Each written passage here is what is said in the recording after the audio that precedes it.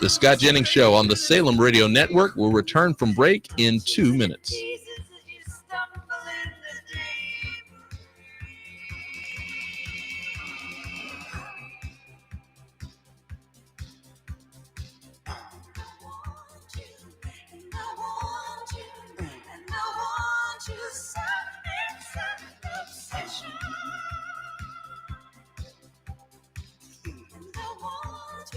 The Scott Jennings Show on the Salem Radio Network will return from break in 1 minute and 30 seconds.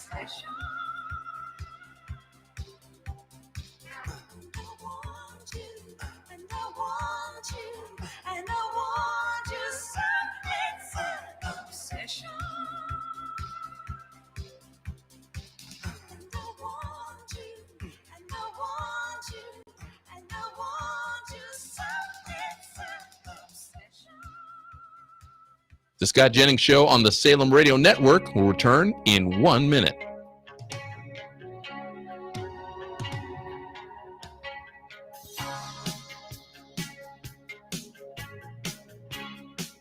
The Scott Jennings Show on the Salem Radio Network will return from break in 45 seconds.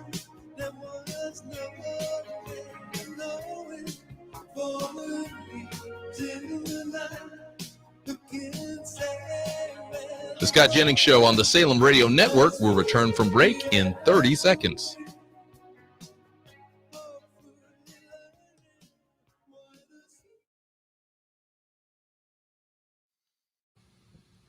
The Scott Jennings Show on the Salem Radio Network will return from break in 15 seconds.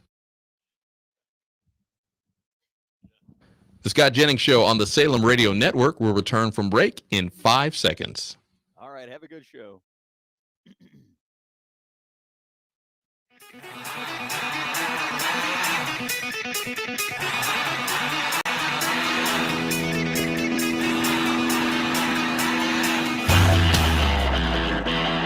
He's not just the conservative voice at CNN. He's the last man standing athwart the leftist mob, delivering the fiery truth, surrounded, outnumbered, still undefeated. Fighting for free speech, Western civilization, and delivering common sense for the American people. Ladies and gentlemen, here's Scott Jennings.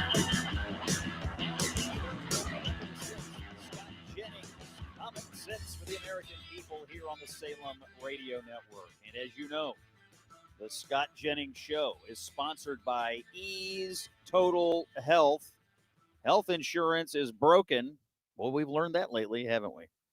Ease, E-A-S-E, fixes it with no deductibles, no red tape, and real benefits from day one. Visit easeforeveryone.com/Scott. We start the Scott Jennings Show today with breaking news, and I want to return to Louisville, Kentucky, my hometown, where a UPS cargo plane crashed on Tuesday. You've no doubt seen the horrific video. 12 people are dead, at least 9 are still missing, and the National Transportation Safety Board is now on the ground. Joining us live on the Scott Jennings Show today is Todd Inman, a member of the National Transportation Safety Board and a Kentucky native himself. Todd, my old friend, thank you for joining us today. This must be an incredibly emotional experience for you to be back home in Kentucky, our home, and leading this investigation into this terrible plane crash. Todd, what can you tell us about the investigation so far, and how are you and your team holding up there in Louisville? Well, thanks, Scott. It's always great to connect back with Kentuckians. You just never want it to be under these type of circumstances. In fact, you never want to do this anywhere in the country, but we have a motto that's from tragedy, we draw knowledge to improve the safety for all. So we're on the ground. We've got a large contingent here. We're over 30 individuals just from the NTSB currently. We're being supported by over 100 other individuals from specialists from all the parties, UPS staff to the manufacturer of the plane, engines. And there is a massive search going on right now to try to recover, obviously, those missing. That is our number one priority, while also doing it as safely possible. So it's a it's a taxing situation, but we have some really great professionals that are trying to bring not only closure to this, but more importantly, to find out what happened, why it happened, and try to prevent it from happening again in the future. Todd, let me ask you a question. The reports are that 9 people are still missing. Is it likely that those folks are going to be lost in this, or do we know yet? I can't confirm the exact number because we hear differing things, and that's not typically an NTSB role. Those are handled by the local authorities. But I can say the director of emergency management from Louisville, who has been doing an amazing job, a yeoman's job, really since the very start of this, and we've talked several times today. He and I were actually out on the scene earlier today. They have shifted from a rescue operation to what they call a recovery. So right now they are looking for remains, any remains. There's still always this question about unaccounted for, but we're looking obviously to try to get an exact number, and more importantly, the identification of those who have been recovered. We know that 12 bodies have been recovered, and that we need those to be identified and to also find the others that may be in the rubble. Todd, we saw some images today of NTSB investigators recovering the black box from the airplane. What can you tell us about that black box? How long will it take you to glean information from it that could help you figure out what happened? It's a great question. And yes, the black box, which actually has 2 different components. One is a cockpit voice recorder, which obviously gets audio. The other is the flight data recorder, which looks at all of the different controls, what's happening in the systems of the plane. Both of those have already been transferred back to our Washington, D.C. office. One of our recorder specialists actually went all night, went directly to the office till early this morning, and we have opened up and now are in the process of reading that data, and we feel very comfortable that we're going to get a good data set. We also later today are going to be doing what's called an audition of the cockpit voice recorder, where some of our specialists listen to the tapes. It takes us a little time to get these information compiled, but the good news is we are going to have a lot of information to help tell the story of what happened and, again, how to prevent it in the future. Todd, there's also reports that it appears that the plane's left engine detached from the wing during takeoff. Can you confirm that? And do you have any idea yet what might have caused the engine to come off the plane? Yes, we have seen video, which is close CCTV from security video on the field. Luckily, Louisville Stanford Field, Muhammad Ali has a really robust set of cameras and sensors. So we've been able to see very good video of the takeoff roll, where we are seeing fire that is erupting from the left engine. As the plane is continuing the takeoff roll, the left engine detaches from the airplane and goes airborne. It then is found resting on the opposite side of the plane in between the 2 runways. We've identified that and are going to be working on the recovery of it today. Todd, you mentioned that there are 30 plus NTSB investigators in Louisville. I have to ask, how is the government shutdown impacting those investigators, and how is it impacting your overall ability to run a complete and thorough investigation of this crash? Well, I can say this. We have everyone that we need. All of our investigators were not part of the accepted list. We had to recall a few people because of the size and enormity of this. These are more some of the support functions that handle or help us in D.C. So we have everything we need. We're going to do a quality investigation just like we've done. We've conducted over 150,000 investigations in just aviation alone. So we have a lot of experience, a lot of bench strength. We are not going to sacrifice anything in that regard. But I will say this, from a human point of view, these investigators and everyone on the ground have been without a salary for 30-plus days. Now they're being asked to travel to another city, in many cases taking care of their own meals and possibly getting reimbursement in the future. But they are dedicated. They're here for a reason. People come to the NTSB. I mean, we're a very small agency of 430 some odd people. They come because they want to make a difference. And when a tragedy like this happens, they want to be on the ground, give their best, and make sure we're giving some great information back to understand what happened and how we prevent it. Todd, I know you have a lot of contacts in Louisville, Kentucky, in law enforcement and in emergency services and in the local government there. Your interactions with those people, tell us, how are the folks in Louisville holding up here. And for the people listening around the country, UPS has a massive footprint in Louisville, Kentucky, 26,000 employees. The World Port is a center of the city in terms of its commercial activity.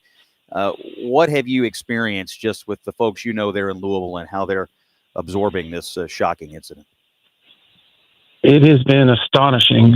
It is truly a family affair. I've been offered a home-cooked meal so many times. Well, we were on the airplane yesterday. I probably had 2 or 3 different offers. If you need somewhere to stay, well, what can I do? How can I help? It is really, the Commonwealth is so special in so many different ways, but the people in Louisville have really come together. It's been very impressive to see how they react to a tragedy. And as you and I both know, Commonwealth suffered a number of tragedies over the last several years, flooding, all types of incidents. But they're strong, and they are coming together, and they are praying, obviously, for the people who have not been recovered and those who were lost. So it's again not somewhere you want to go in your old hometown or your area, but when you do, you want to make sure you try to get the best people, and we've got that. We've been warmly received. The first responders here have just done great job. We've got 3 separate fire departments in which the debris field covers, in addition to the Louisville Metro, the emergency management. The state emergency management director brought an entire command vehicle and has said, it's yours for as long as you need. We've set it up. We know you need space. The Louisville EMA manager, I can't just praise enough, not only for his professionalism, but his interaction with our staff. Todd Inman, member of the National Transportation Safety Board, a Kentucky native. Thank you for joining us. Todd, you are on the ground in Louisville, Kentucky.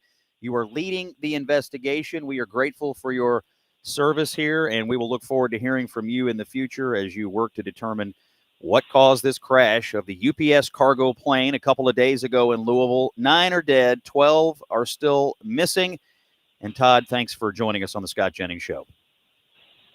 Thank you, Scott. All right. Todd Inman there from the NTSB. You know, I've known Todd for a long time, and you can't find a more competent person to be leading this investigation, especially back in Kentucky. Let's get a quick word here from our friends at Relief Factor. You know, we get letters. Here's one from Christopher, the cabinet maker. Years of hard work making cabinets took a toll on his elbows. Simple joys became hard. He sent us a note, though, and said, Relief Factor helped me so much I could even go bowling again, among other things that I love to do. If it worked for Christopher, the cabinet maker, it could work for you. Try the 3-week quick start today. Visit relieffactor.com or call 1-800-4RELIEF. I'm telling you, we get these letters. All these folks say the same thing. Relief Factor is working for them. When we come back, a little more news. It's Scott Jennings here on the Salem Radio Network.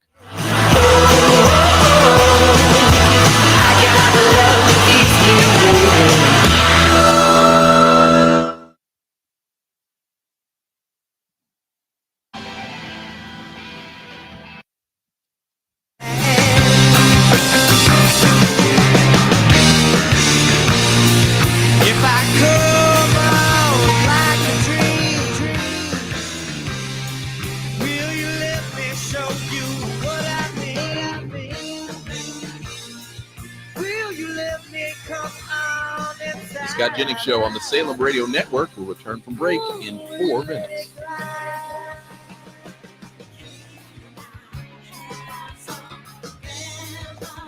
All I want is a remedy for all of the things ever be.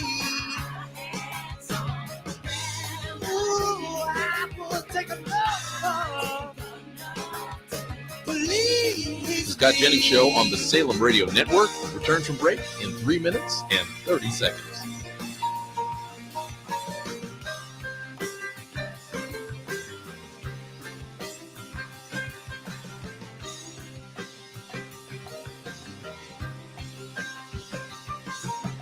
Baby, why you dye your hair? Why you always keep up with your mother's hair? The Scott Jennings Show on the Salem Radio Network returns from break in 3 minutes. Tell me, did the other joke's going on you?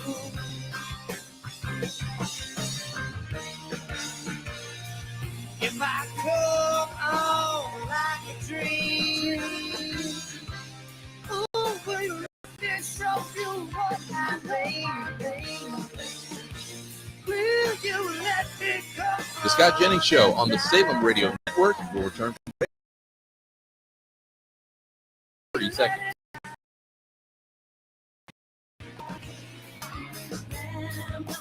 All I want is a remedy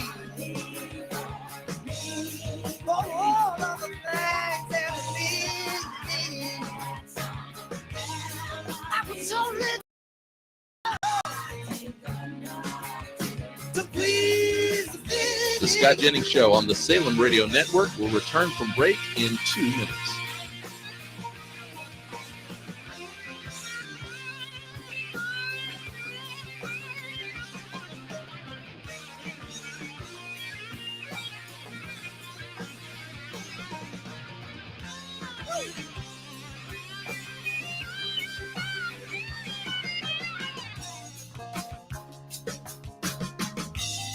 The Scott Jennings Show on the Salem Radio Network will return from break in 1 minute and 30 seconds. I need a remedy, yeah, for what is ailing me. You see, I need a remedy for what is ailing me. I need a remedy, yeah, for what's ailing me. If I only had a remedy, you The see, Scott Jennings Show on the Salem Radio Network will return in 1 minute. oh, you see, I'm finding. Oh, I really want it. You see, I'm needing. The Scott Jennings Show on the Salem Radio Network will return from break in 45 seconds. Oh, I feel I just wanna sound. I need a remedy.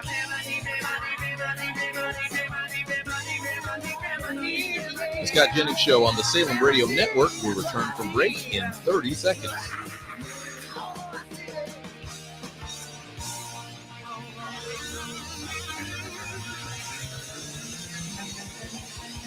The Scott Jennings Show on the Salem Radio Network will return from break in 15 seconds. The Scott Jennings Show on the Salem Radio Network will return from break in 5 seconds.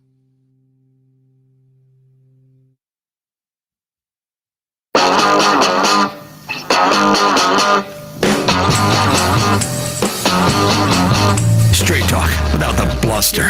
When you positively need the truth, this is where you come. The Scott Jennings Show. Yeah, you really got me. The American people here on the Salem Radio Network. We have more breaking news into the Scott Jennings Show today. This just in, a prolific and successful pioneer of Wall Street is calling it a career after years of an incredible streak of trades that saw her bank millions of dollars. Nancy Pelosi of San Francisco has announced her retirement from day trading. Over the past decade, Pelosi has generated a cumulative return of 816% from her investments, beating the S&P 500 by a whopping 559 percentage points. She retires from day trading with an estimated net worth of over $200 million.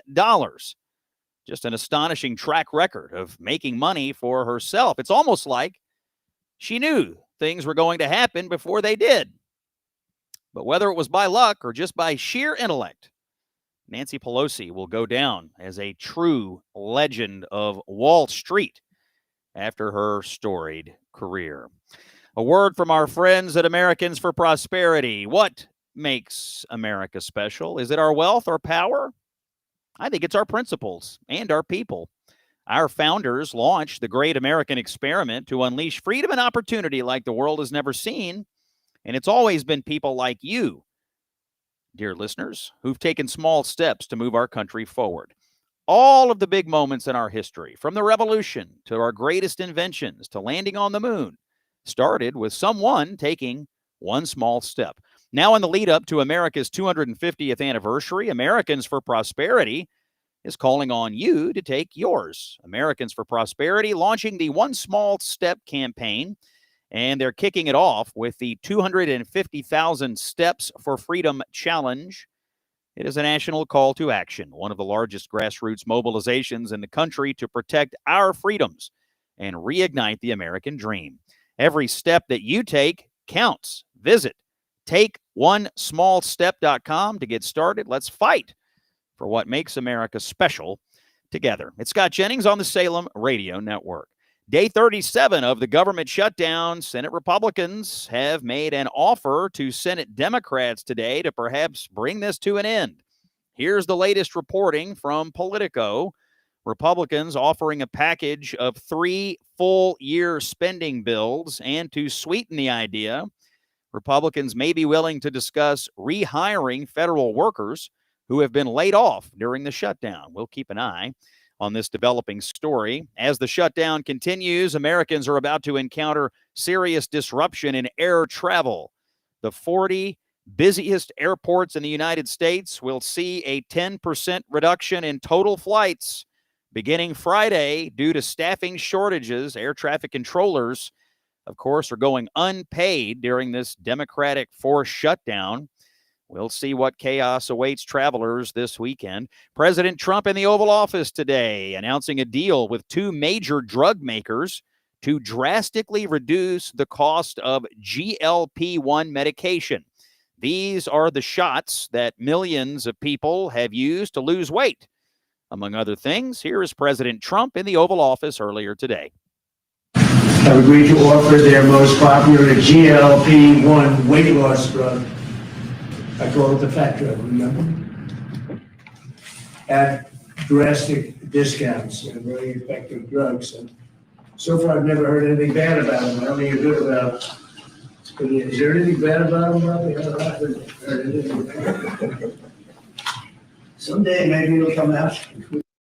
The drug makers are Eli Lilly and Novo Nordisk. They are pledging to sell their medications for $149 per month for the lowest dose. That's in the Medicare program, and $245 per month for larger doses. These changes are expected to take effect in mid-2026. Scott Jennings here on the Salem Radio Network. We're going to have a new guest today, breaking in a new guest, and not from the United States. We're going to talk to Ben Mulroney today. He is the son, actually, of the former Prime Minister of Canada, Brian Mulroney. You might remember that name from your history books. He's going to join us here at 33 minutes past the hour. We're going to talk Canadian politics. He's a good, solid conservative from the Great White North. And we'll see what's going on with everything in Canada and get his take on the relations between the United States and Canada. Well, there is some crazy stuff going on up there. There's a crazy attack on a synagogue in Toronto. There's all sorts of, Canada under Trudeau went absolutely bonkers woke. We'll get the update on it from Ben Mulroney when we come back. It's Common Sense for the American people. I'm Scott Jennings, and you are listening to us on the Salem Radio Network. Portions of the Scott Jennings Show are sponsored in part by Americans for Prosperity.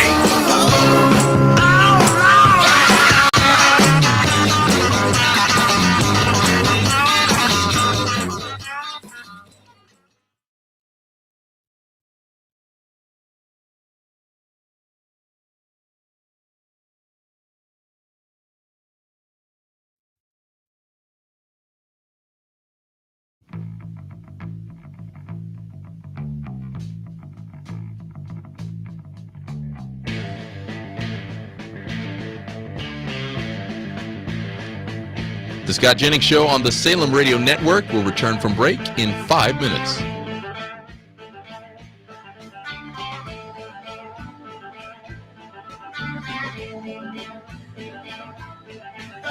Run down. I've been lied to, and I don't know why. I let that mean woman make me a fool.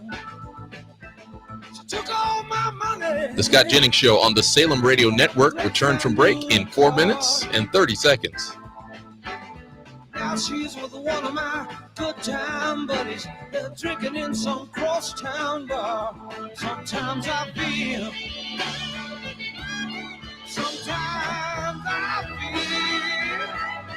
like I've been down to the windows.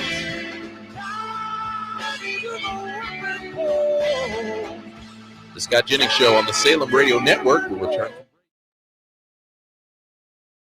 See, I'm coming up right there on the right. Oh, where's my?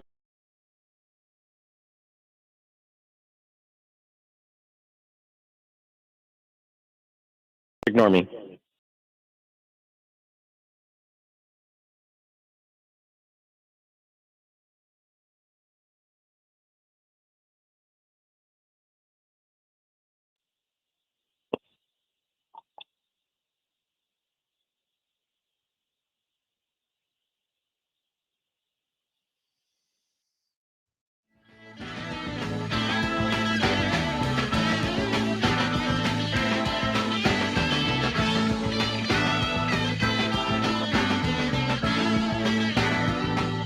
My friends tell me that I've been such a fool. The Scott Jennings Show on the Salem Radio Network returns from break in 3 minutes. Oh, for loving you. Drown myself in sorrow as I look at what you've done. But nothing seems to change. The bad times stay the same, and I can't run. Sometimes I feel. Sometimes I feel. The Scott Jennings Show on the Salem Radio Network will return from break in 2 minutes and 30 seconds. To the whipping post. To the whipping post. Good Lord, I feel like I'm dying.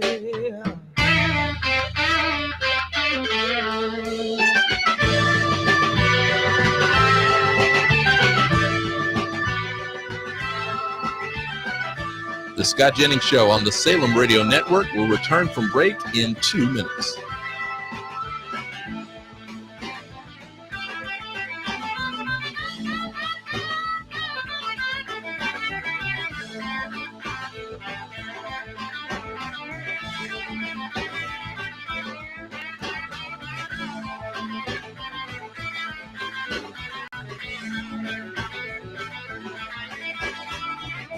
The Scott Jennings Show on the Salem Radio Network will return from break in 1 minute and 30 seconds.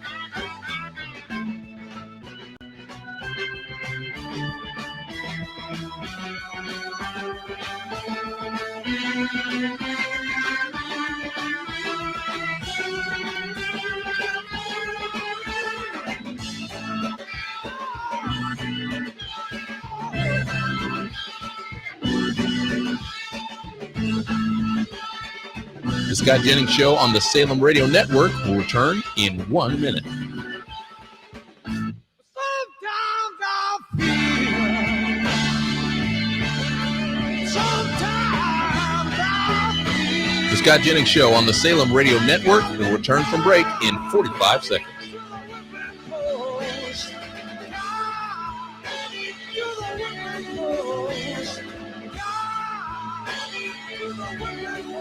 The Scott Jennings Show on the Salem Radio Network will return from break in 30 seconds.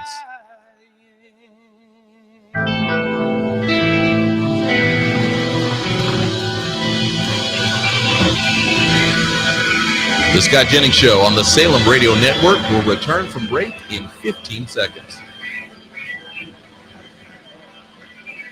The Scott Jennings Show on the Salem Radio Network will return from break in 5 seconds.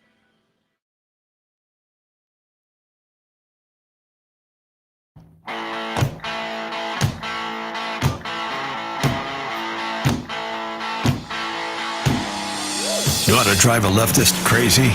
Tell the truth and keep smiling. This is the Scott Jennings Show.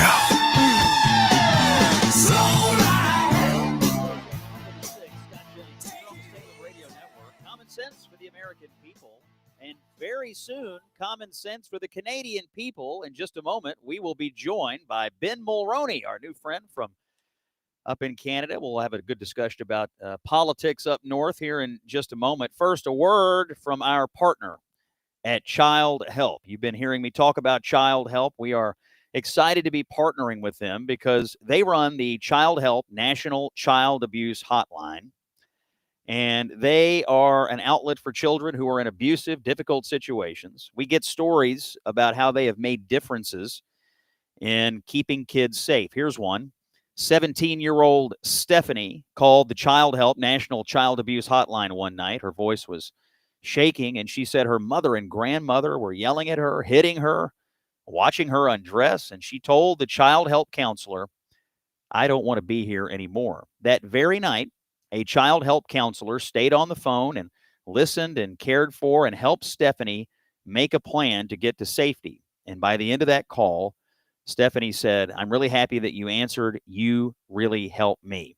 That is what Child Help does. It saves lives, and it can only happen because of someone like you making a donation to keep the phone lines open. I have personally donated to this. I believe in the mission that much, and as a father, I can't imagine one of my kids feeling that kind of fear or isolation. No child should have to fear that. So I'm supporting Child Help, and I'm asking you to join me. Your gift of $135 sponsors 5 of the kinds of calls that I just described to you. 5 moments where a frightened child could find hope instead of silence. So here's how to donate. You can go to scottjenningsshow.com, and up at the top of the screen, there is a banner. It says Child Help. You can click on that. Or you can take out your phone and text Child Help, all one word, Child Help, to 94878. You just text Child Help to 94878. You'll get an immediate response. You click the link, and you make your donation right there. Every child deserves to feel safe, loved, and heard. Your gift can make all the difference in the world for kids like Stephanie and so many others. Let's end child abuse. Text Child Help to 94878 and make your gift today. It's Scott Jennings on the Salem Radio Network. Joining me now, Ben Mulroney. Ben, thanks for joining us here. Now, you are in Canada. You're a well-known radio and television host up there. You had a long career with the Canadian network CTV, and you've got a successful radio show as well. Ben, I'm really glad to have you here on the Scott Jennings Show, and look forward to our chat today. Thanks for being with us. Thank you for having me, Scott. Great to talk to you again. Absolutely. So, yeah, and I did your show not too long ago, and we talked a little American politics. So I thought I'd have you on, and we'll talk a little Canadian politics. And what's going on, by the way? I saw you tweeting about this earlier today. There was an attack at a synagogue in Toronto.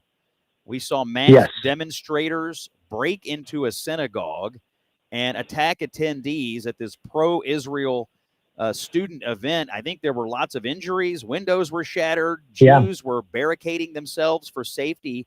Is anti-Semitism in Toronto and other places in Canada, is it as bad there as we've seen it in some places in the United States?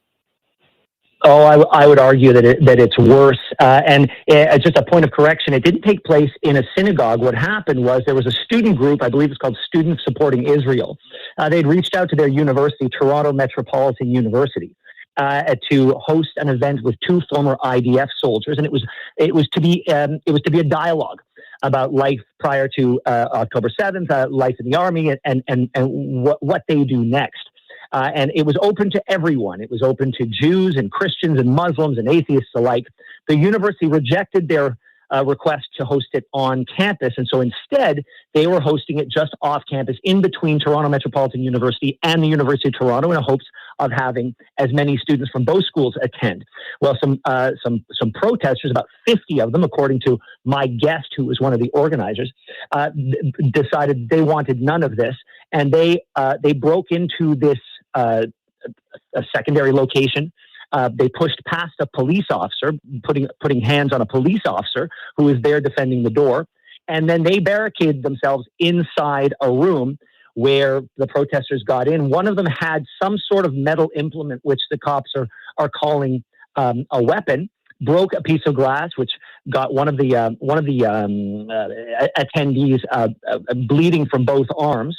And 2 of them had to go to hospital. Once they were in the hospital, the protesters decamped to the hospital and protested the hospital. Now, all of this doesn't happen by accident, Scott. And you and I trade in words for a living. We know the power of words. You are far more eloquent with them than I ever will be, but we appreciate the power of words. And over the past a decade and change, We have been messing with words to our detriment. The unintended consequences are what we saw yesterday. For example, when our former Prime Minister Justin Trudeau made the pronouncement that Canada was the world's first post-national state, which is meaningless. However, what he ascribed to it was, we don't have any values that bind us together. And so what you have is when new people come to Canada, they have nothing to aspire to and nothing to connect with. And therefore you have what we have, which are these siloed groups of communities that have nothing to do with each other and nothing that binds them together. When you have somebody who says words are violence, then you have violence like we saw with Charlie Kirk, because if Charlie Kirk's words are violence, then they need to be met with actual violence. And when you have this constant refrain of land acknowledgements telling the world that we are on stolen land, and you divide people between colonizer and oppressed, well, at some point you're going to have First Nations and Aboriginal groups in our country saying, well, let's put that to the test in the courts. And I'm sure we'll talk about it after, but you've got British Columbia that is in chaos right now, with First Nations asserting land claims over private property. And then you have the mayor of Toronto, who is the mayor of the fourth largest city in North America, a socialist in her own right, named Olivia Chow, when she gets up over the weekend and declares with no proof that Israel perpetrated a genocide against Gaza. Well, then what do you expect is going to happen today when you hear that people who perpetrated that fictitious, but in their minds, real genocide, right, well, you've got one in your midst. As far as you're concerned, he's Adolf Eichmann, and he needs to stand trial for his crimes. So words have meaning, words have unintended consequences, and we're living them right now. What has the Carney government said about this? Is the Prime Minister anywhere to be found on these matters? Well, as of my show, we looked at his social media and we didn't see anything. Been fairly silent.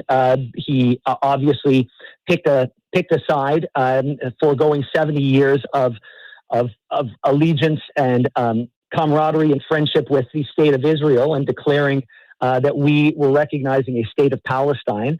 We were a part of that group that your Secretary of State said was unhelpful in trying to achieve peace. We had set these preconditions that needed to be in place before recognizing that state, all of which I subscribe to. They all made perfect sense. I don't think anybody wants people not to have a country. And yet he decided to put the cart before the horse, and before seeing any movement on any of those preconditions, just decided, okay, well, we're at the UN. It's the General Assembly. Might as well do it now, because otherwise we have to wait a year. At least that's what I think happened. And yeah, so his party has chosen that. I believe that side, and it flies in the face of 70 years of history and tradition of this country. Yeah, I think what the Canadian government, and then you had Great Britain and France, and I mean these supposed Western governments siding against Israel at a moment where Trump was trying to bring this to an end and get these hostages back. I mean, it was like they were doing their best. They were doing their best to derail what Donald Trump, thank goodness, was ultimately able to pull off. Let me ask you about the relationship between Canada and the United States. Obviously, Trudeau is out. We have a new prime minister in Canada. They seem to have a friendly meeting, Carney and Trump, recently. What's your read on their personal relationship and sort of relations between the two countries now in the post-Trudeau era? Well, it's better for sure. I don't think there was any love lost there. I think the president was very clear as to what he thought of Justin Trudeau. You got to remember, this is still the same party that was in power, and these were the same people who, twice they counted their chickens before they hatched. Twice they assumed that the Democrat was going to beat the president, and twice the president came and upended their plan. So they sort of had to make nice. I think they had to play nice, and now we are, we're in this tariff mess, which, while a lot of Canadians have a lot of time for certain aspects of this administration's work, we do feel that that the issues that the president has brought forth are, some of them warranted, others completely fictitious, and making Canada out to be a big bad in any aspect of our relationship makes a lot of us laugh. So as far as the relationship goes, for individual Canadians, there's this push-pull, right? We very much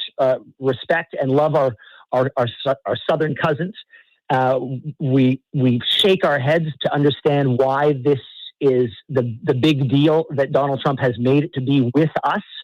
And so we like what he's done. For example, I like very much his leadership on sort of restoring a little bit of sanity to the social fabric of the United States. I very much like what he's doing in Israel. I'm very glad he's the leader on that file today. But he's putting me in a box that I don't think I belong in.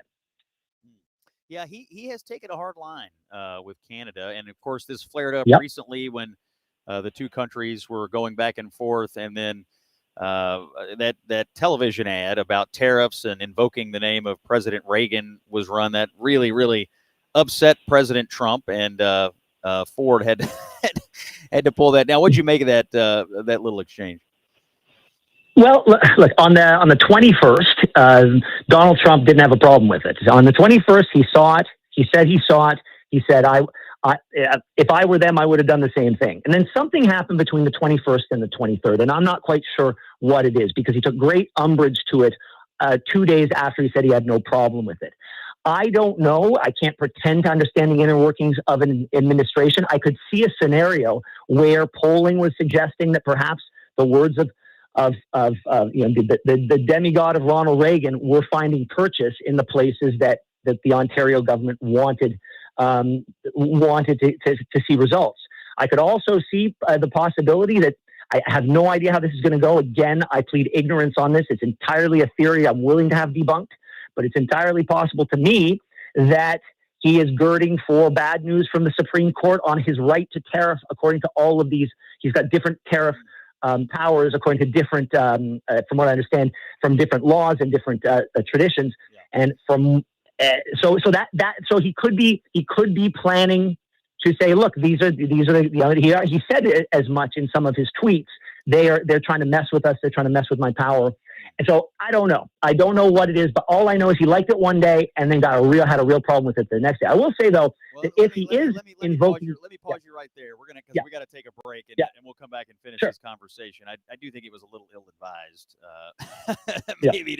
maybe to run ads while, particularly because the person running them wasn't really in charge of the negotiations with the U.S. government. That's the voice you're hearing today is Ben Mulroney. He's a Canadian commentator and my friend, and we're having a nice chat about U.S.-Canada politics. We're going to continue that on the other side of this break. It's common sense for the American people and for the Canadians. I'm Scott Jennings on the Salem Radio Network. The fastest growing show on syndicated radio. Welcome aboard. This is the Scott Jennings Show. Take it easy.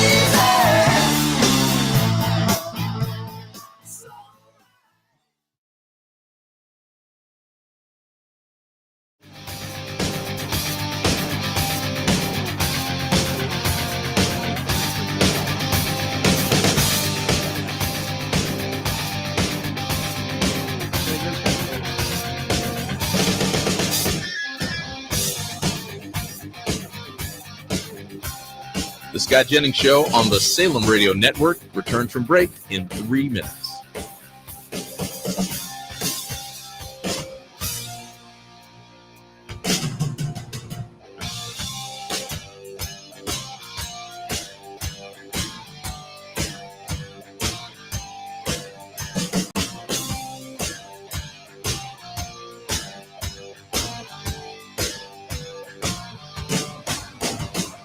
The Scott Jennings Show on the Salem Radio Network will return from break in 2 minutes and 30 seconds.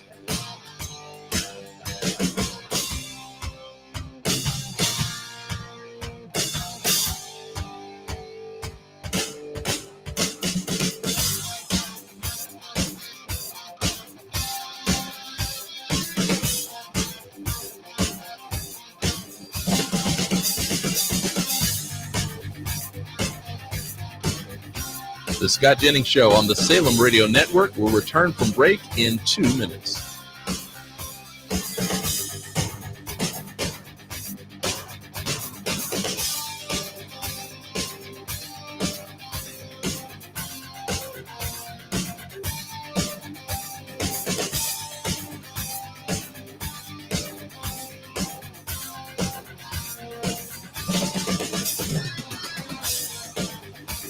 Scott Jennings Show on the Salem Radio Network will return from break in 1 minute and 30 seconds.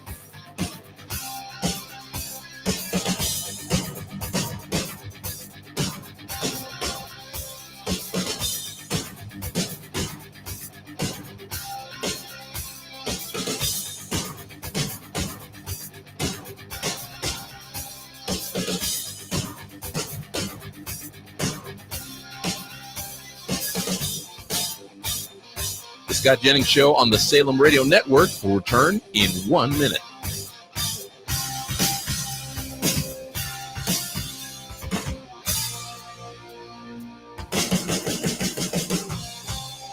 The Scott Jennings Show on the Salem Radio Network will return from break in 45 seconds.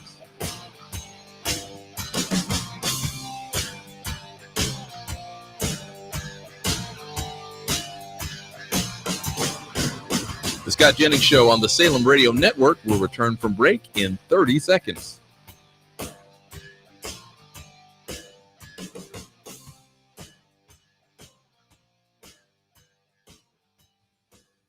The Scott Jennings Show on the Salem Radio Network will return from break in 15 seconds. The Scott Jennings Show on the Salem Radio Network will return from break in 5 seconds.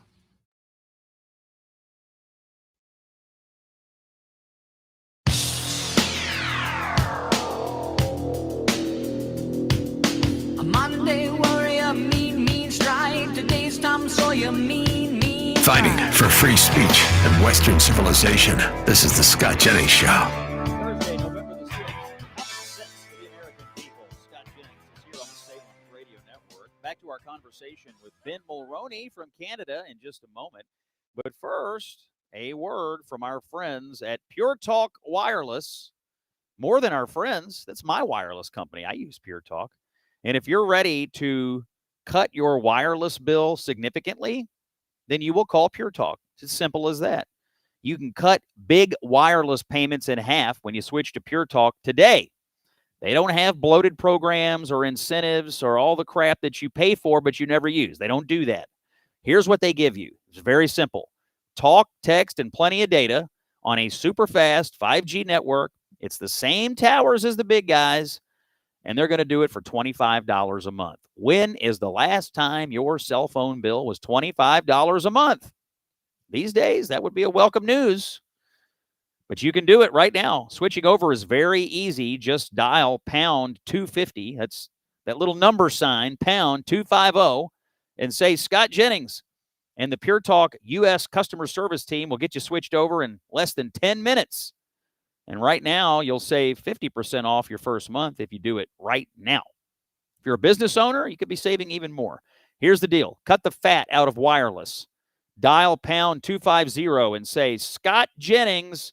That'll get you switched over to Pure Talk Wireless. Get you your $25 a month cell phone bill. Get out of here. It's called Pure Talk. Pound 250, say Scott Jennings. Make the switch today. It's Scott here on the Salem Radio Network talking to Ben Mulroney from Canada. Ben, thanks for joining us today. Now, we were having some back and forth before the show. You raised an issue with me. You know, we've obviously been embroiled in or having a national debate about immigration here in the United States. We've had, you know, mass, I think a mass migration crisis, frankly. Trump is in the process of solving it. What's the deal on that in Canada? You raised some issues with us that perhaps you've got migration and immigration problems in Canada as well that maybe people in the United States don't know about. Yeah, well, listen, this country, there was a consensus among everyone in this country, from left to right, that this country was built on responsible, on one of the best immigration systems in the world. It was responsible, it was fair, it allowed for family reunification, and it brought people here who filled holes in the economy, and it allowed for people to be the fullest expression of who they were within the Canadian family. And then Justin Trudeau shot the lock off of that, broke that consensus, more than doubled the amount of people that were coming in on a year-over-year basis for years, with very few security checks, very few of the protocols that made that consensus work. I'll give you an example. Back in the day, if you wanted to come here as a student from, say, India, and I'm not picking on India, I'm just using it as an example, but you had to prove that you had, let's say, $10,000 in the bank. What they found, they found a workaround where an immigration advisor in India would lend you $10,000. You would put it in your bank account. You would get your visa approved, and then you pass that $10,000 over to somebody else. And they would do that 10 or 15 times, and then that immigration expert would get paid, and 10 people with no money would come here. And what would happen is once their student visa expired, then they would claim either refugee status or some other emergency. And once you're in, you're in. And then we also have a problem with enforcement. Even if there is an order against you to be deported, we haven't invested in the manpower or the technology to know where people are so that we can then put hands on them and send them back to where they came from. And those are just two examples of it. But like I said before, we have a problem with social cohesion with new Canadians, and people are increasingly staying in their own communities. They are increasingly not participating in the bargain that is the Canadian promise, and we are weaker for it. Yeah. Well, I can tell you, sounds like what you were describing to me is fraud. I mean, I don't know if it's a crime. Yeah. It is. But it sounds fraud. I mean, look, we've had our fair share, obviously, here in the United States of people committing fraud. I mean, heck, there've been a couple of stories lately here in the U.S. of people holding public office in the United States. There's a new one out of Kansas today, actually. People literally elected to public office who are in the country illegally. So a lot of fraud in that business, and it sounds like y'all are having a heck of a time with it as well. Ben Mulroney, thanks for joining us on the Scott Jennings Show today. We will keep this conversation going. I'll have you back very soon. Thank you all for listening to the show today, and I want to give a special thanks to Todd Inman from the National Transportation Safety Board for giving us the breaking news update on the investigation into the UPS cargo crash in Louisville. Join us again tomorrow. I'm Scott Jennings. It's Common Sense for the American People here on the Salem Radio Network. Common sense for the American people. This is the Scott Jennings Show.